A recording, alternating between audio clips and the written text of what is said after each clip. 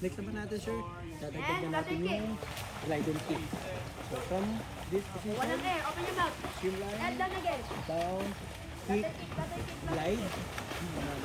Then, kapag nagkaroon ng part, so nakatingin, sir, na medyo bumabagal na kayo, and that's the time na ito-flutter kick. Parang ganito lang, sir.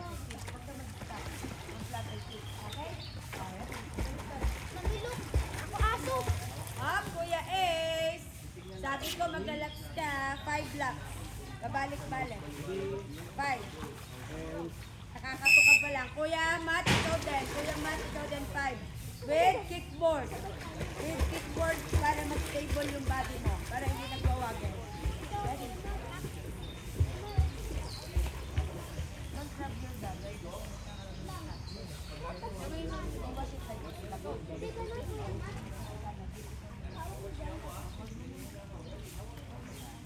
Okay, walk na lang tayo, sir, padalag. Okay, para makapagpay ng konti, walk na lang, sir. Kuya Matt, straight lang yung arm. Straight lang.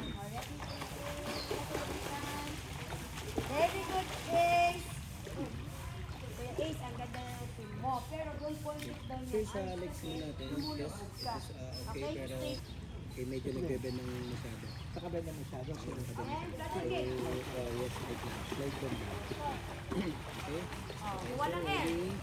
Head down. Continue yung flutter kick. Continue. Malapit na, malapit na. Look the floor. You look the floor. Yan! Very good, Kuya Ethan. Halika, Kuya Matt. Dito ka. Papakita ko sa iyo paano ginagawa ng ito, ha? Dito tayo. Ethan, practice mo yung laps mo. Pabalik-balik, ha? Don't stop, ha?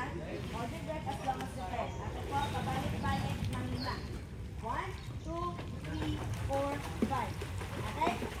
Ang next naman natin, sir, is Without ay, kailangan meron ka nito kasi nagwawagin yung body mo. Kaya meron ito para pinag-stay on. O,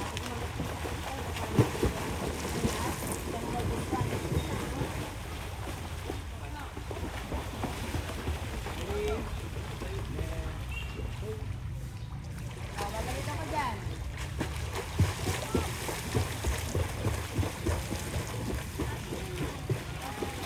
Dapat, ang gumagalaw sa atin yung legs natin. Straight ang arms. Straight ang arms. Straight ang arms natin. Pinitulog na. Straight lagi ang arms.